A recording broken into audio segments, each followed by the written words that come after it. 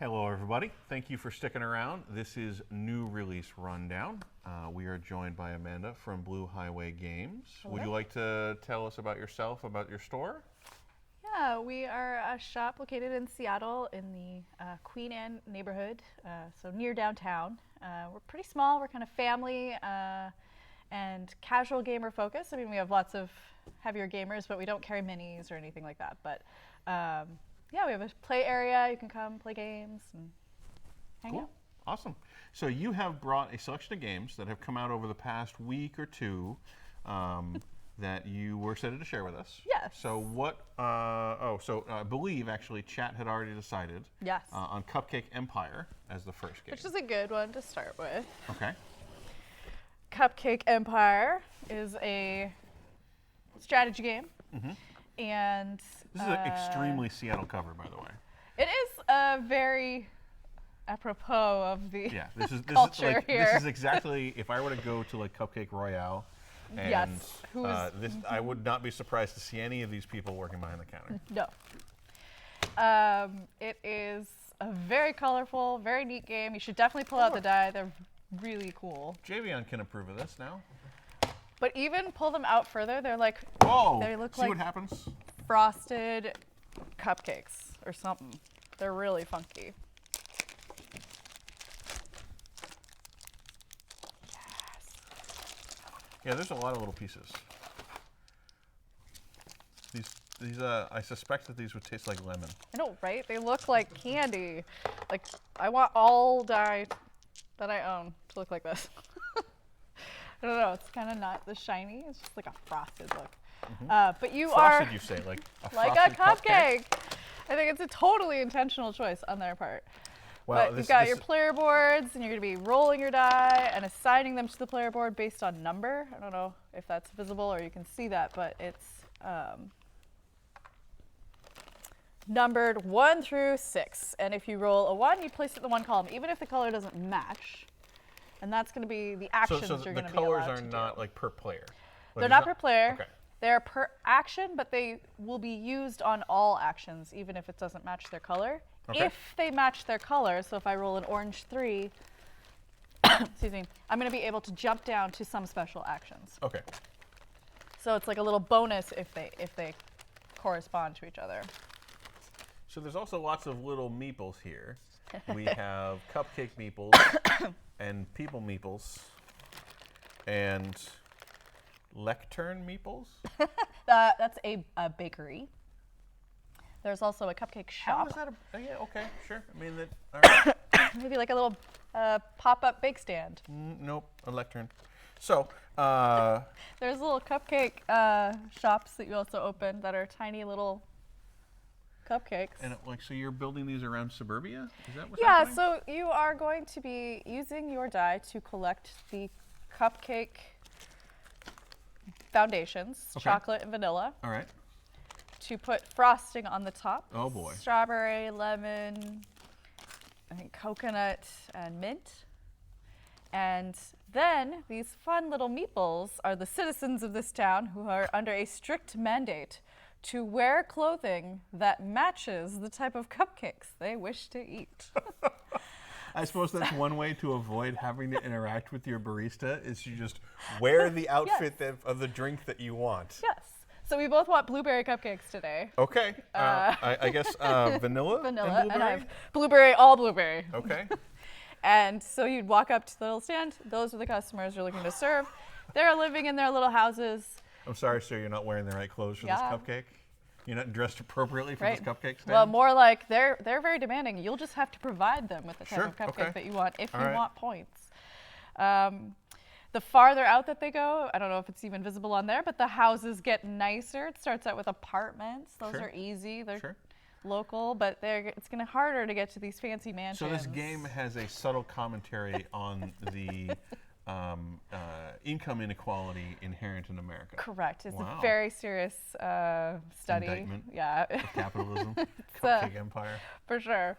But you bake your cupcakes, you fill the frosting, you serve your customers, you increase your sales, your revenue, and you try to get to 70 points. 70 seems like a lot, but because you start out small, but it's engine building, so you're going to get your points faster and faster. It's actually quite quick. I liked that about it. It didn't take. How long did it take? How long is quick? It was with teach a little over an hour. Wow. Yes. So like it would probably be 45 minutes on average for a game, maybe an hour. Okay. So you said engine building.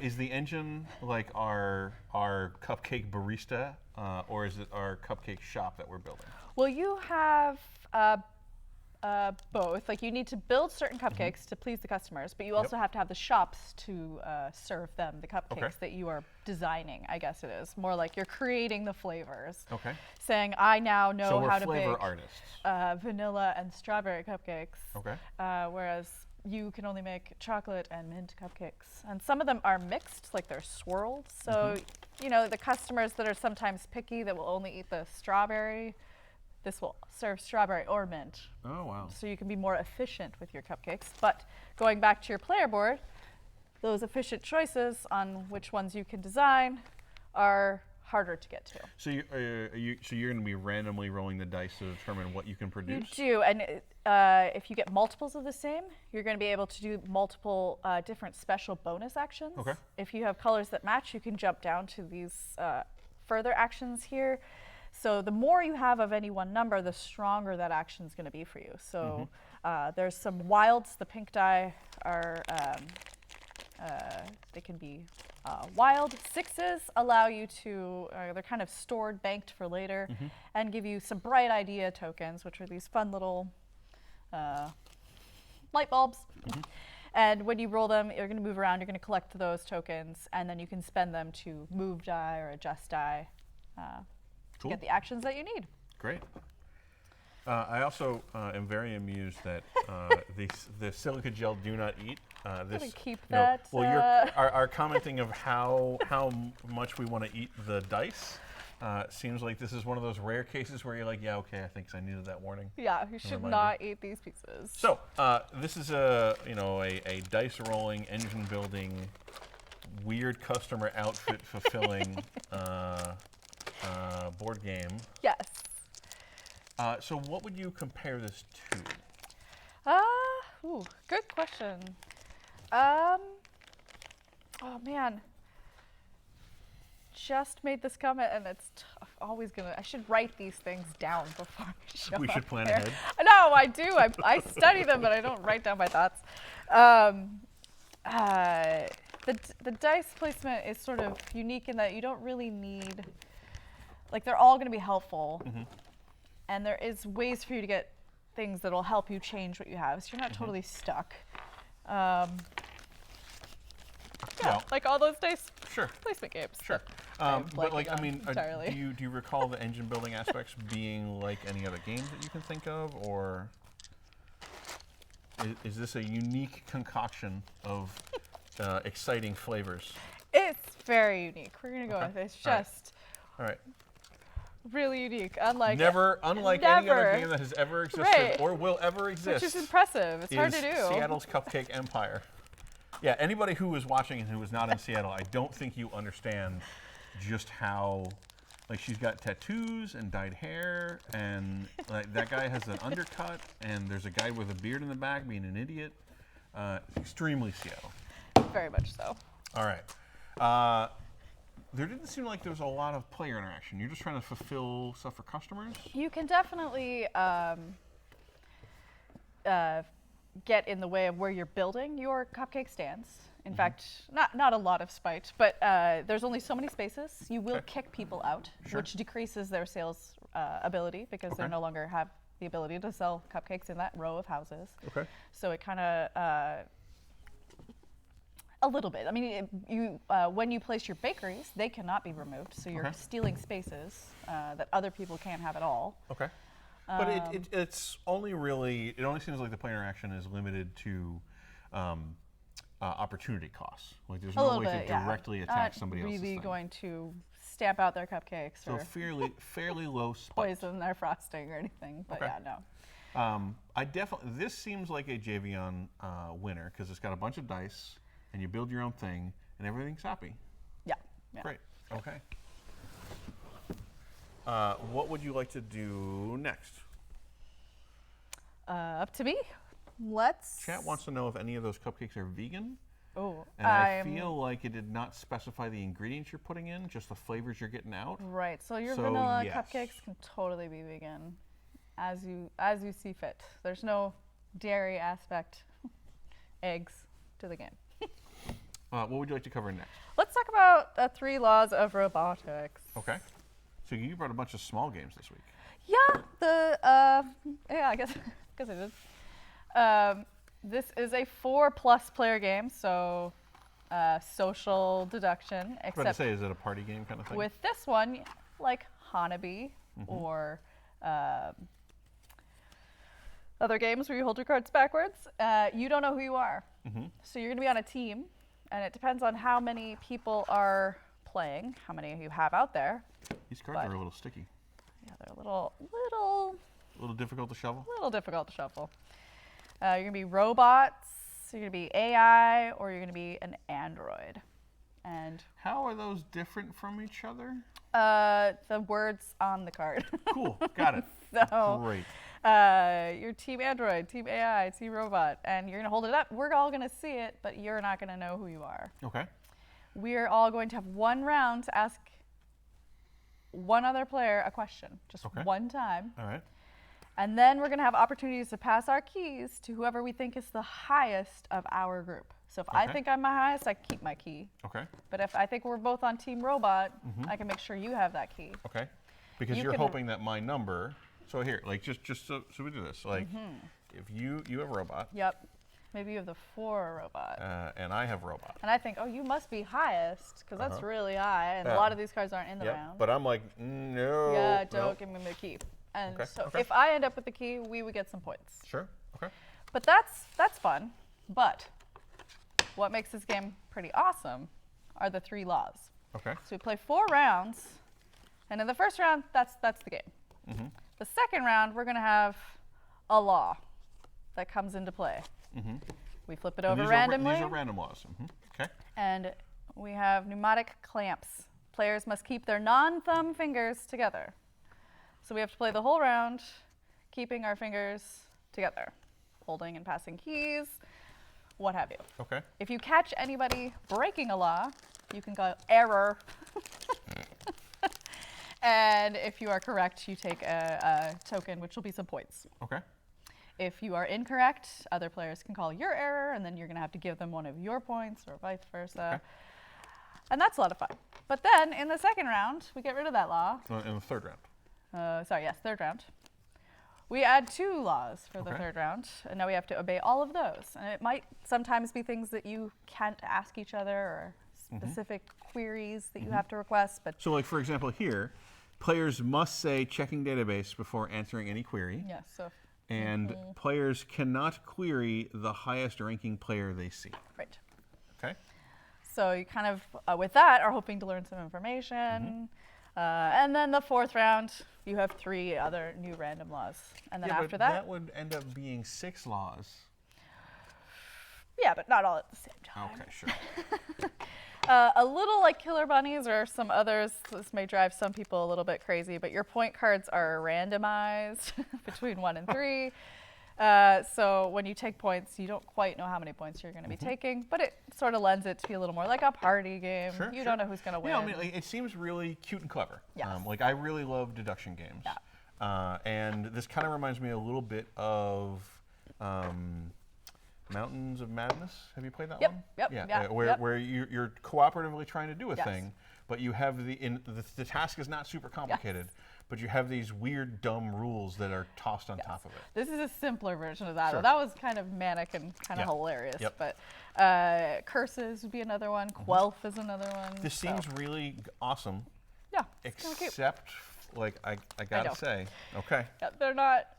This might be one of those games that I sleeve to improve its usability. There's also one error that I will point out in the rule book here. It doesn't really tell you how to win, but the most points wins.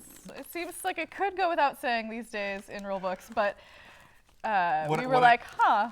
What I find really funny, though, is anytime that we open up a game or we see a Kickstarter, and they're like, the point of this game is to get the most points. You're like, come on, of course. Of course. And then we get a game that doesn't have that, and you're like, But how do you even win? Exactly. I don't know that it needs to be said, but sometimes a race, like the first person to get to 10 points wins. The first person to get to the most points? Or the end of a track or something. There's other ways to win games. Yeah, that's very cute. Yes. I like that.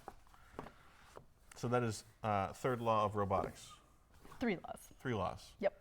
3 laws of yeah. Well, the third one From was the important one. Floodgate games of Sagrada and Bosque fame. Oh wow. Yeah. Okay. So. Chat has spoken, Yes. and they would like "It's a Wonderful World," Yes, of course. which is always a weird cover for me. I think I always mix this up with Smartphone. Yes. And then "It's a Wonderful World" is one of those covers that is not in any way wonderful. It's got a certain aesthetic. Well, it's more like "It's a Wonderful World," except look at all this murder going on behind you. It's not a dystopian future. Oh, well then what the hell? You can have like improvements to your life here on all these cards. Yeah, you can have improvements in a dystopian future too. It just makes the dystopia that much more painful. Well, it's like, look at this cool hydro dam and this magnetic train. So what is this game other than It a is whole a bunch of cards? drafting game. Oh wow, There's there's a a lot of cards. there's a lot of little components. Yes, so these cubes are going to go out on the board. We are going to draft 7 cards around. You're going to There's first. a big old pile. Yeah, a lot of cards. There's more.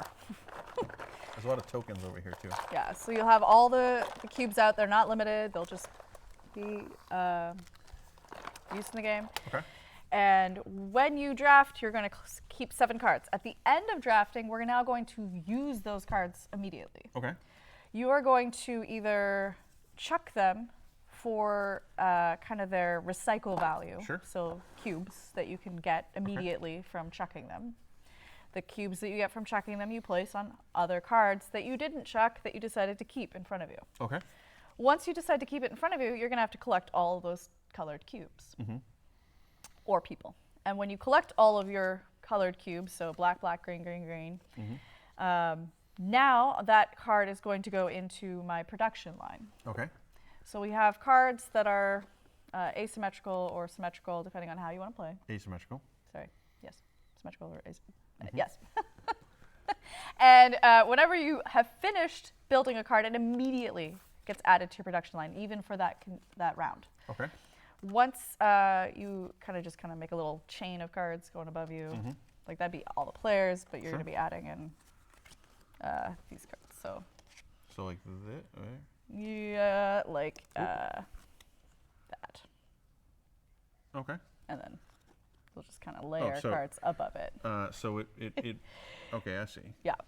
Weird. That is weird placement to get it. Oh, sorry. Those are immediate. Oh, those are bad cards.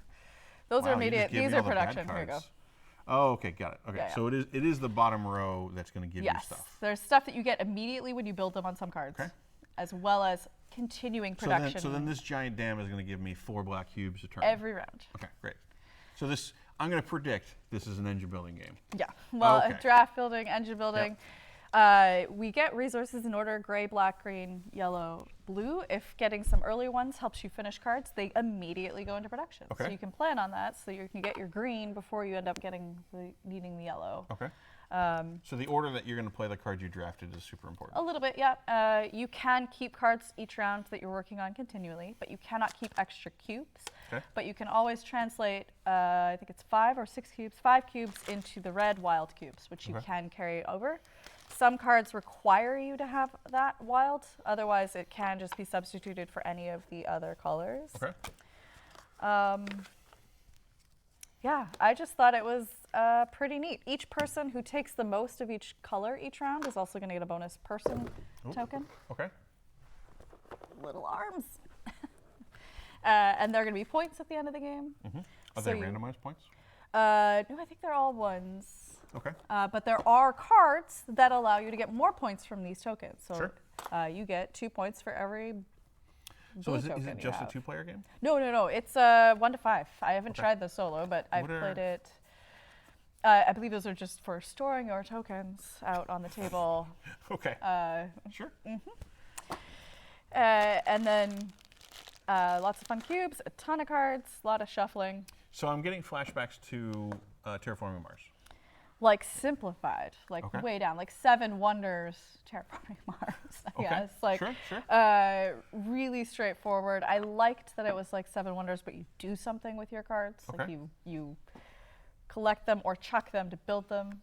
And is, to get more everyone playing? So Seven Wonders has that great element of, everyone's drafting, everyone's playing at the same time.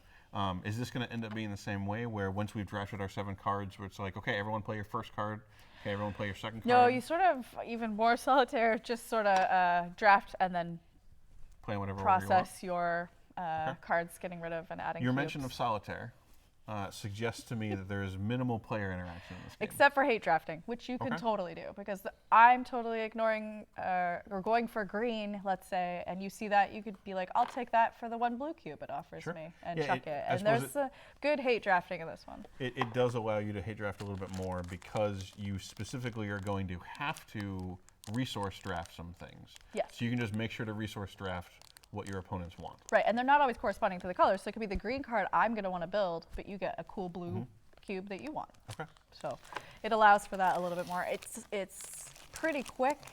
I'd say our game was 45 minutes with teaching. How much of this deck do you go through in a given game? A lot. Okay. But not all. I mean, yeah, we played 5, so I guess more with 5. Okay.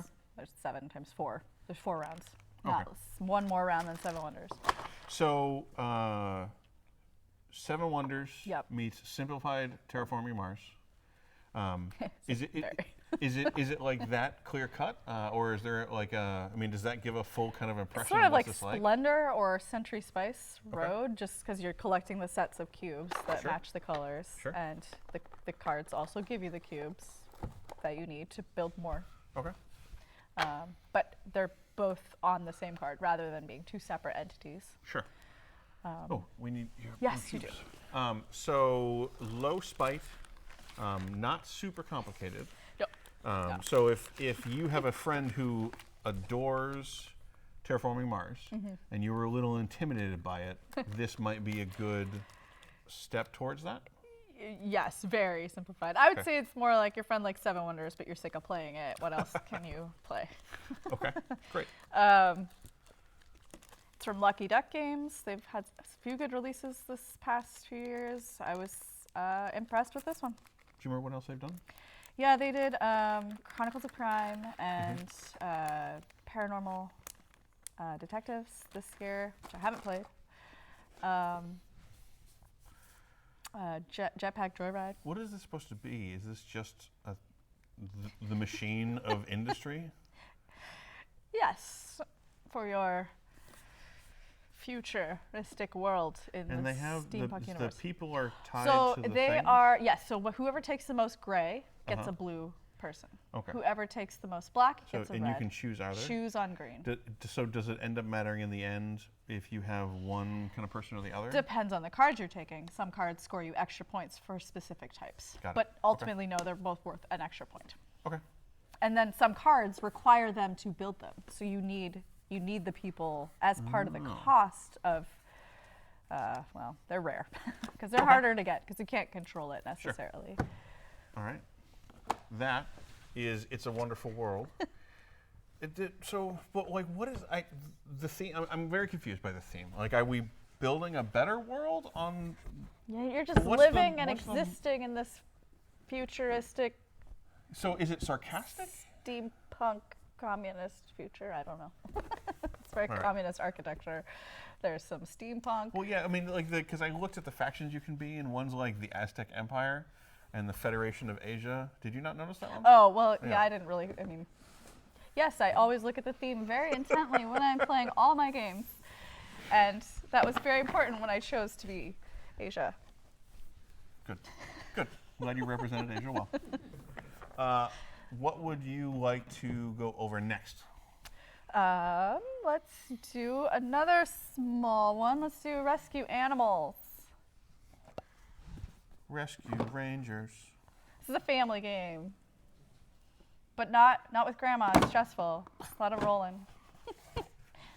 Or really young kids. Kinda Grandma's been stress through me a out. lot. Wow, more dice. This is a speed die rolling game, so you're just going to be boy. rolling these dice like crazy. So this is a real-time game? Yep. Yep. I know a lot of my friends would be like, nope, I'm out. Right. But kids love them. So, it looks like we have... Endangered animals. Okay.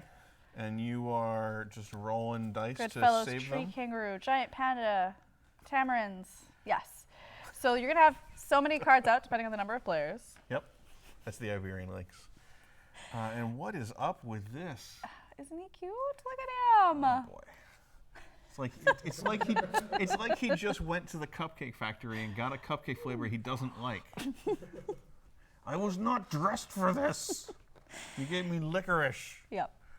Gross. But they have different requirements on the cards. Yep. This one is 3 die of The same? the same. Okay. This one is these specific die. Okay.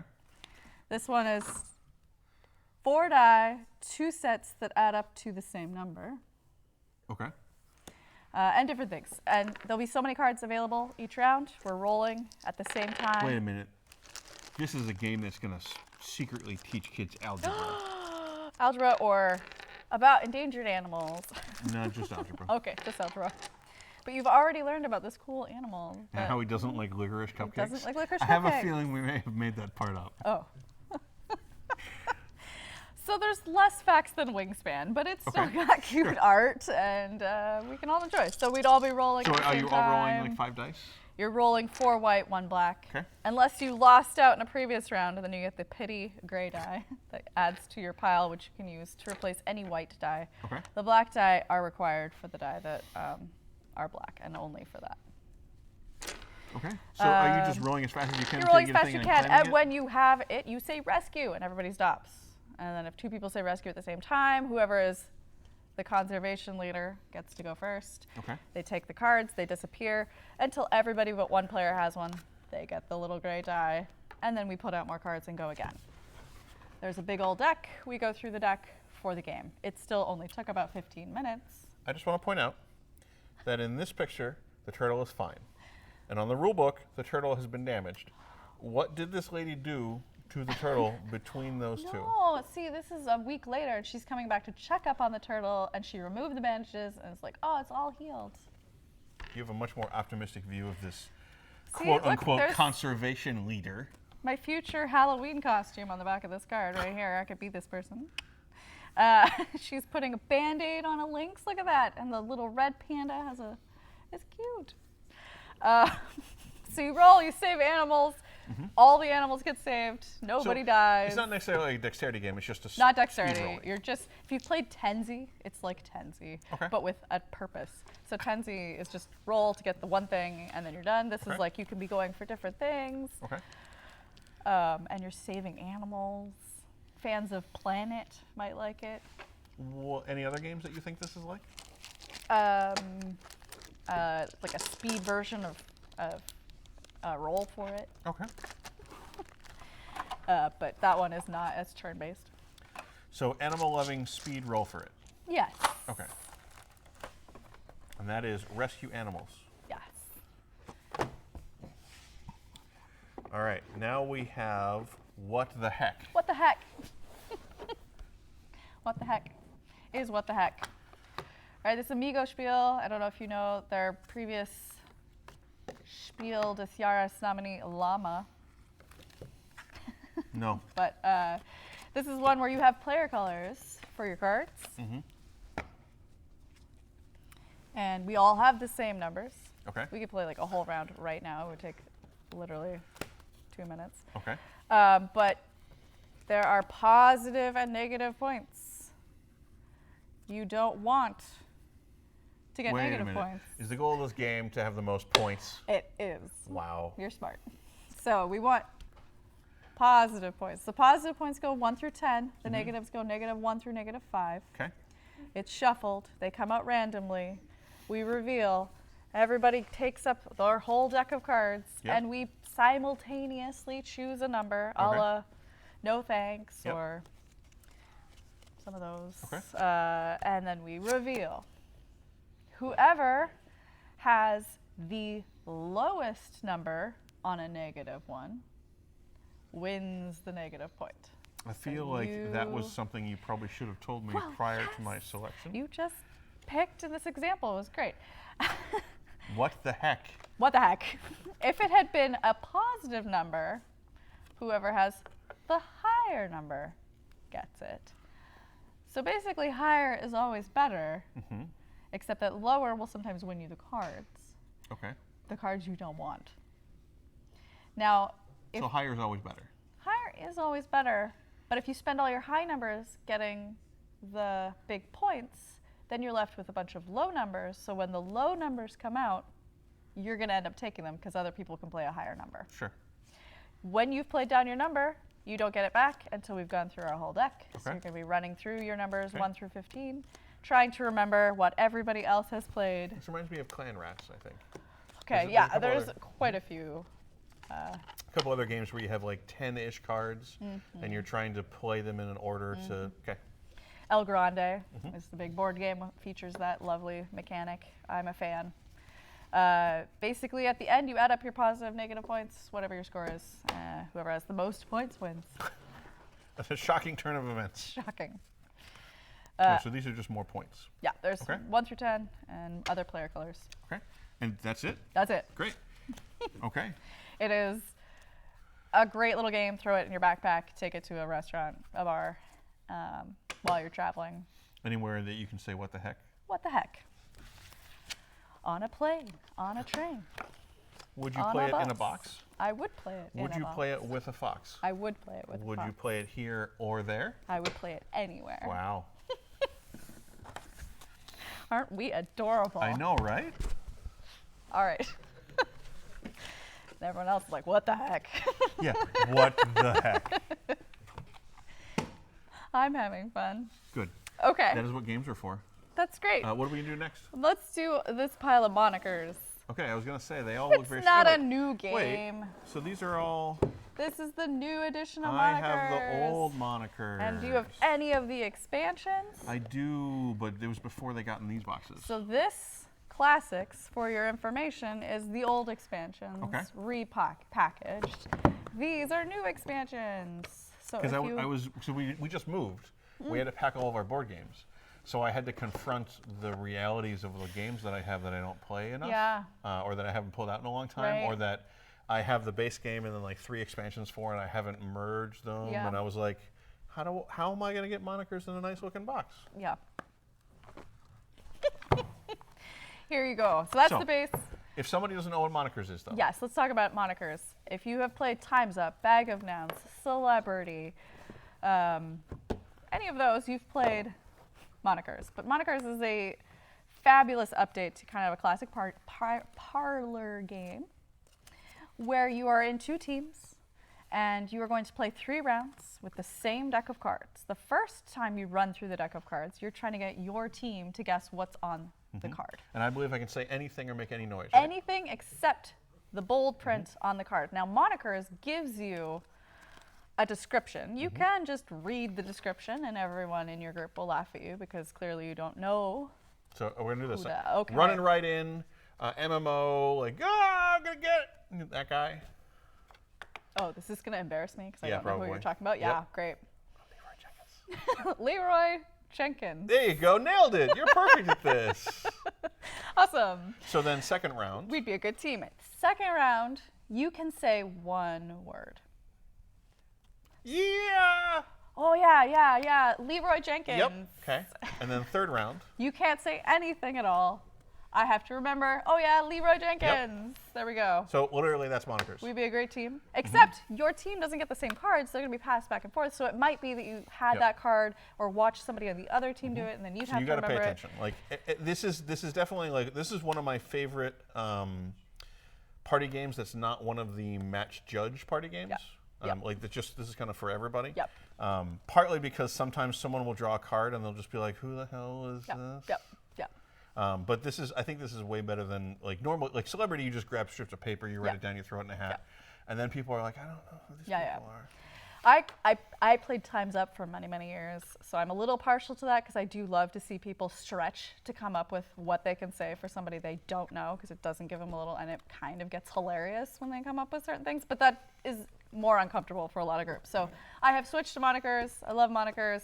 It is my favorite party game of all time. I think the other thing that helps is that Monikers is perhaps a little more current with its references. Oh yeah, oh no, 100%. Such Yeah. as things like that, and I'm not current or up to date on anything. So time's up for old people. Monikers, if you're young and cool. But I love Monikers. These are actually all of my copies I picked up. Sweet. The new set, we have one in the library at the store that you can play, and you can buy all of them there, of course. And I think the folks that Shut Up and Sit Down Yes. were involved in at least some of these. Now they did some of the classic expansions that you know, but this one, Serious Nonsense, is entirely designed by them. So it's a whole new Shut Up and Sit Down expansion. It even has variants to the game that you can throw in here. As you can see, I'm very excited. I have not yet tried these out. See, I just love going through these sometimes to be reminded of the horrible bits of news that you had forgotten about. Oh, yes. Like the astronaut who drove across the country wearing a space diaper to kidnap her boyfriend.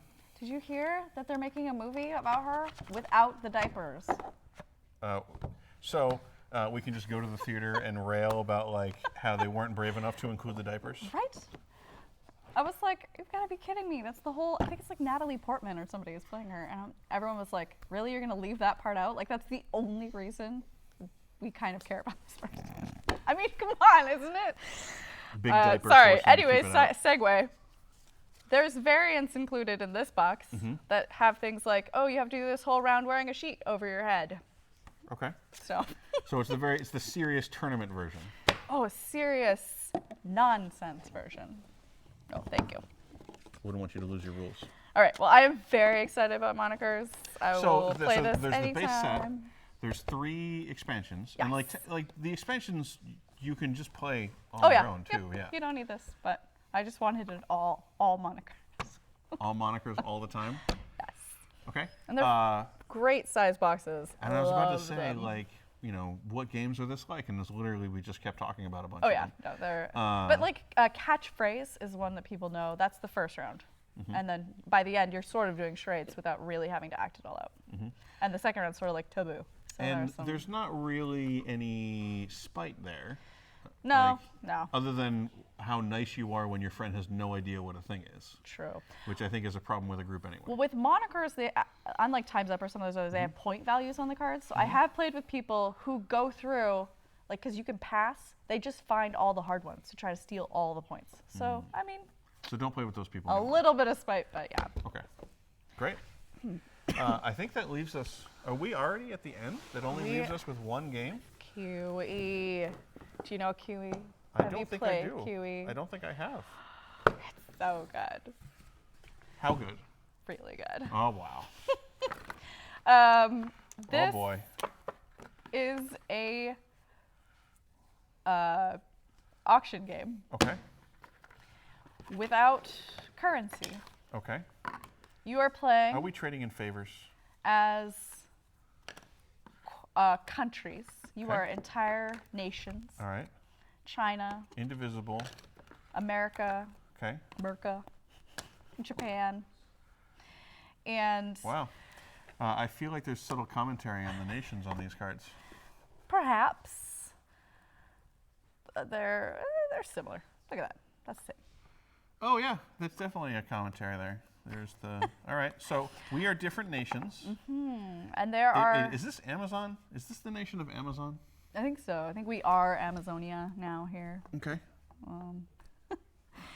But these are going to be in a pile face down to start the game. Okay. You are going to have your fun country bidding ledger. Okay. These are secret bonuses that you'll be dealt out at the beginning of the game, so they're not really used for much else. You do have a scoreboard for yourself to keep track of your spendings and Okay. earnings.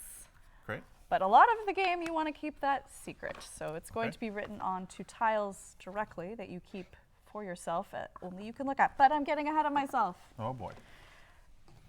When you play, we flip over a tile, and it is the US for 4 points, and it has corn on it, which is agriculture. Okay. You may already have the secret agricultural collection tile, so you know Secret you want to agriculture collection. collect a lot of agriculture, because the more agriculture you collect, the more points you get. Okay. Or you could diversify, and having one of each is going to give you some points. Okay. So there's a little bit of both. You might want to go for 2 and then a column So or it's something. like different kinds of set collection. A little bit, yes. Okay. And they're on the cards. So this might be really cool for you. Mm-hmm. But I'm the person who turned it over. So I'm going to set a bit of economy for that. And I'm going to say right now this is worth $100,000. Okay. Do I get to see that? You get to see that. Okay. Now everyone else playing, Yep. Europe, the US, and UK are going to secretly write down their bids. And I'm going to play all players here.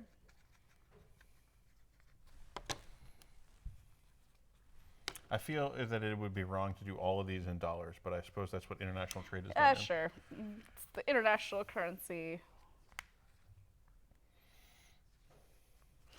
And then they would all come to me, and I would look at all of these bids, and I would see who, including myself, has the highest bid. I would be like, oh, interesting. I went Price is Right rules. Fascinating. Fascinating. I see that. You weren't the only player who did that, in fact. But the winner of that is actually going to go to this person. I secretly write how much they bid and pass that back to them. Okay. You don't get to know how much they bid. Okay. You just get your cheat back and know that you did not win. Okay. But I, as the auctioneer, now know how much the EU was willing to pay for that tile. Okay. I have information. I know how much everybody was willing to pay for that tile. This is important because at the end of the game, you add up all your points from your set collecting and your tiles themselves, and then you add up how much money you spent.